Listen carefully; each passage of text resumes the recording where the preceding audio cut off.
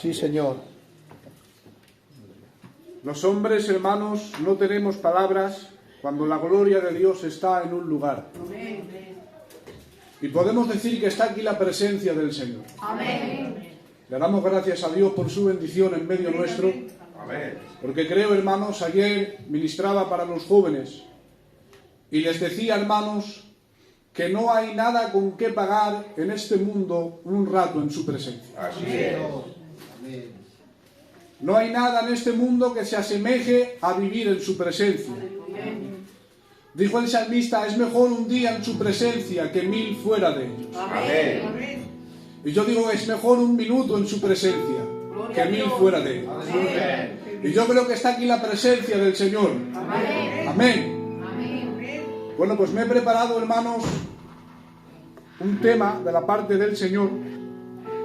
Estos días lo tenía en la mente y quiero decirles que fue ayer por la noche cuando lo acabé, ¿vale? Así que si tengo algún error me perdonáis. Amén. Ayudarme, ¿vale? Amén.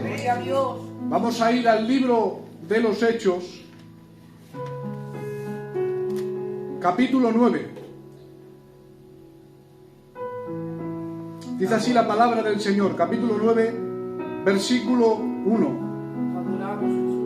Dice la Biblia, Saulo, respirando aún amenazas y muerte contra los discípulos del Señor, vino al sumo sacerdote y le pidió las cartas para las sinagogas de Damasco, a fin de que si hallase algunos hombres o mujeres de este camino, los trajese presos a Jerusalén. Mas yendo por el camino, aconteció que al llegar cerca de Damasco, repentinamente le rodeó un resplandor de luz del cielo, y cayendo en tierra oyó una voz que le decía, Saulo, Saulo, ¿por qué me persigues? Él dijo, ¿quién eres, Señor? Y le dijo, yo soy Jesús, a quien tú persigues. Aleluya. ¿Qué te parece si recibimos la palabra con un aplauso para Dios?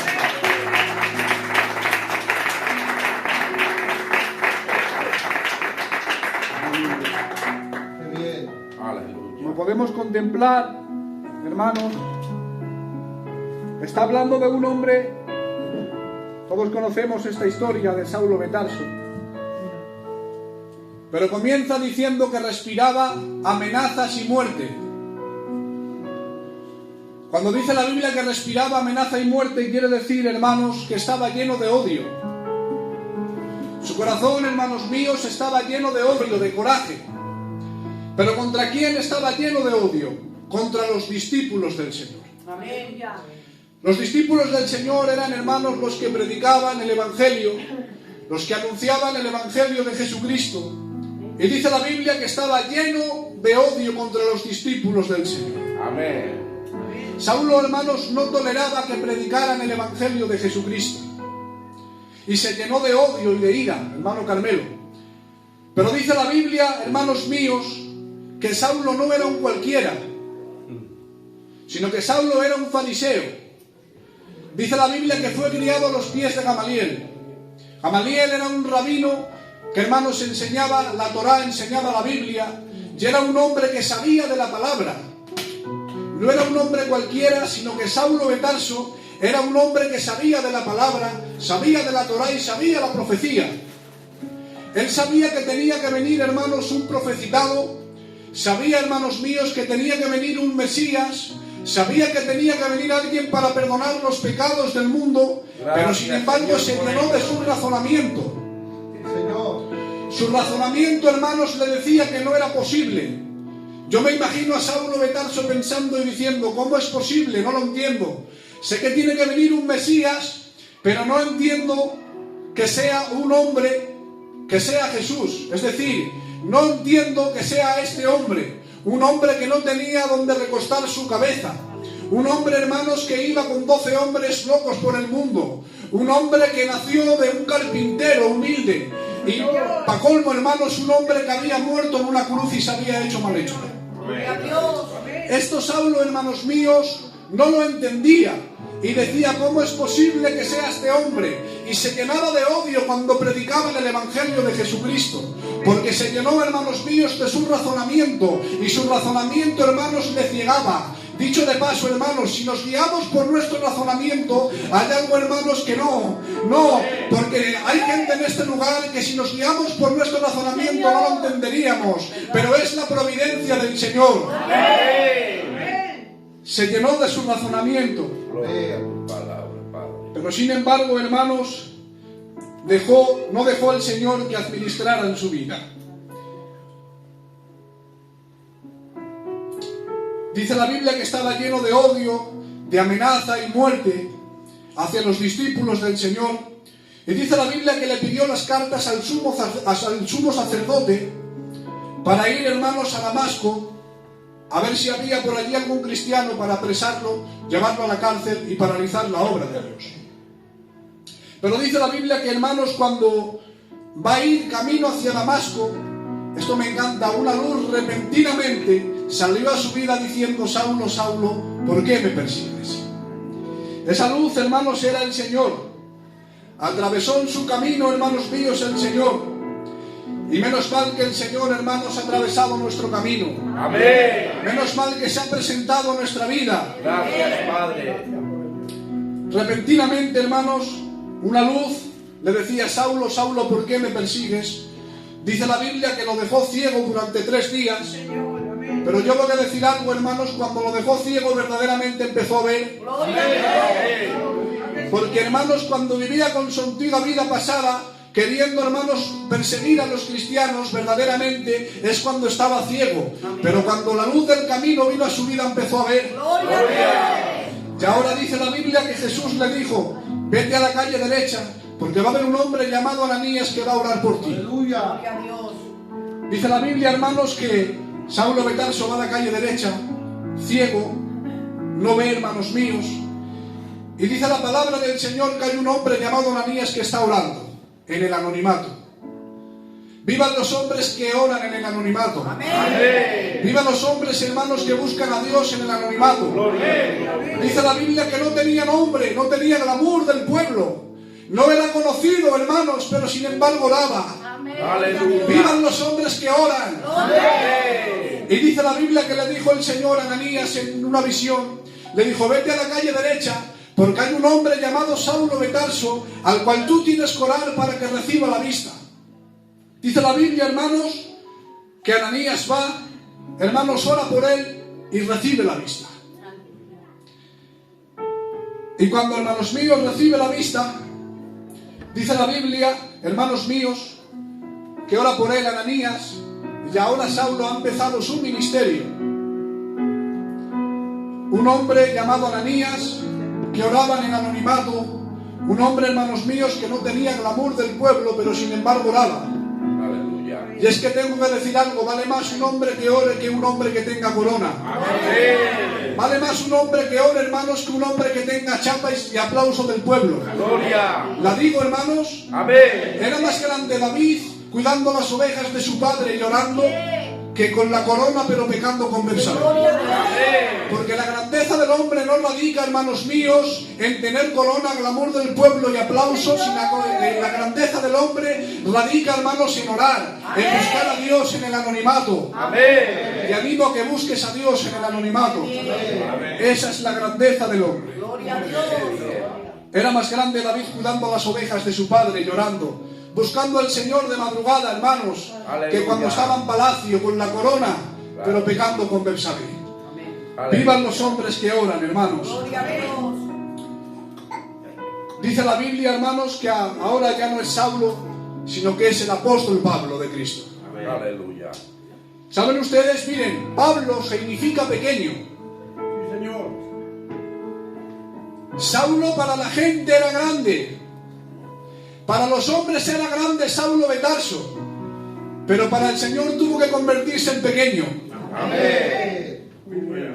Porque dicho de paso, no puede, hermanos míos, ser un hombre de Dios si no se convierte en pequeño. Dijo mi Señor de Juan Bautista, hermanos míos, que era el más grande de los nacidos de mujer. Pero entendí el mensaje, ¿sabes por qué? Porque Juan dijo: es necesario que yo mengue para que Él crezca. Vivan los hombres que se humillan para que Dios, hermanos, crezca. Amén. Gloria a Dios. Dijo el Señor de Juan, hermanos: es necesario que yo mengüe para que él crezca. Y dijo el Señor que era el más grande de los nacidos de mujeres. No había más grande, hermanos, que mi Señor. Fíjense, ha creado el cielo, la tierra, el universo, todo lo que se ve y lo que no se ve. Sin embargo, dice la Biblia que, hermanos míos, le lavaba los pies a los discípulos. Ahora de verdad, hermanos, vivan los hombres de Dios que se humillan. Vivan los hombres humildes. Muy bueno. Le lavó los pies a los discípulos el Señor. Dicho de paso, quien quiera hacerse grande, que deje al Señor menguar. Amén. Últimamente queremos crecer mucho nosotros y no dejamos a Dios, hermanos míos, en nuestra vida. Pero que sea Dios el que se vea en nuestra vida. Amén.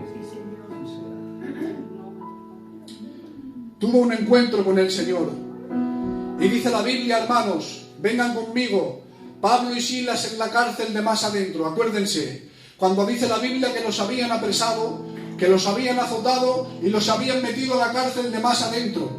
Y yo decía, Pablo, ¿cómo es posible que aguantes esta tortura?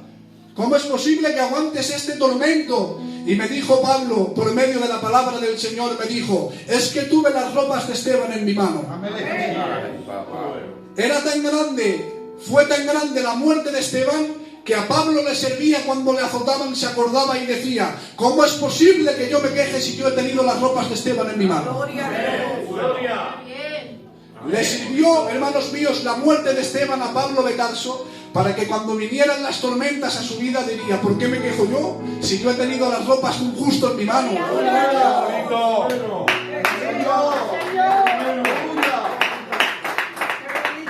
Y dice la Biblia, hermanos, que Jesús le salió y cambió su vida por completo. Si no hay un encuentro personal, no vamos a cambiar. Hermanos, la evidencia de que Pablo cambió fue que se encontró con el Rey de Reyes y Señor de Señores. Así es. Y tengo que decir algo, hermanos, hay mucha gente en las iglesias que los podemos contemplar y decimos, ¿qué pasa que no cambia? Hermanos, están en un coro, quizás llegan a ser ministerios, sin embargo no cambian. ¿Qué les pasa? Porque no se han encontrado con la luz de Jesús. Te digo algo, deja que Dios se encuentre en tu vida. Deja que Dios salga a tu encuentro en el nombre del Señor.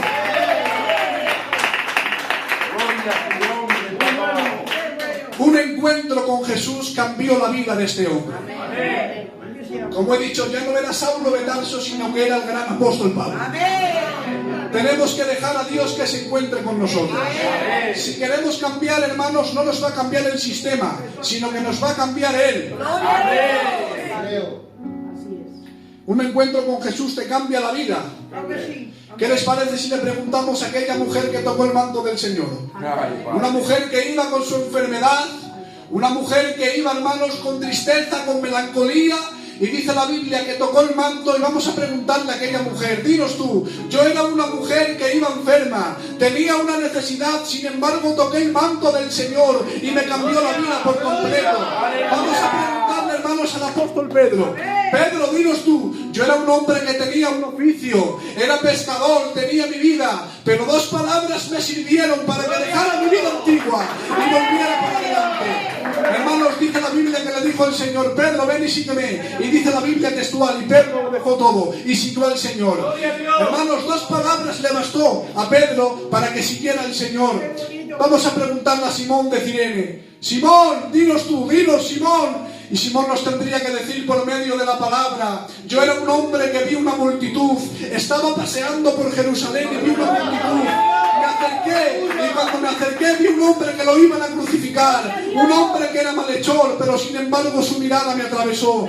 Tengo que decir que cuando me encontré con él cambió mi vida, ya no era el mismo. Es que el que se encuentra con Dios cambia. El que se encuentra con Dios cambia. Ha llegado la hora de encontrarnos con el Señor. Creo, hermanos míos, más que nunca, que no cambiaremos si no dejamos al Señor que venga al resplandor de su vida. Si no dejamos al Señor que venga a nuestra vida con su resplandor y con su luz, no vamos a cambiar. Pero ha llegado la hora, hermanos, de encontrarnos con Él. Hermanos míos, miren, ¿cuántas veces hemos visto testimonios de personas que vivían en su vida pasada, vivían en su vida, en el mundo, con los deleites y los placeres de este mundo, hermanos, enganchados, perdónenme, al alcohol, a la droga, a la ludopatía, pero sin embargo se han encontrado con Dios y han cambiado su forma de ser. Amén. Es que la única manera para cambiar, hermanos, es encontrarnos con Cristo. La única manera, hermanos, para cambiar es encontrarnos con el Señor. Creo que ha llegado la hora de encontrarnos con Dios. Como he empezado diciendo, hermanos, necesitamos cambiar. Yo necesito cambiar personalmente. Amén. Necesitamos encontrarnos con el Señor. Así que te animo, hermanos míos, en esta tarde, a que no te encuentres con el sistema, a que no te encuentres con las administraciones pastorales, sino que te encuentres con el Rey de Reyes y Señor de Señores. Estas eran las 4 palabras que yo tenía.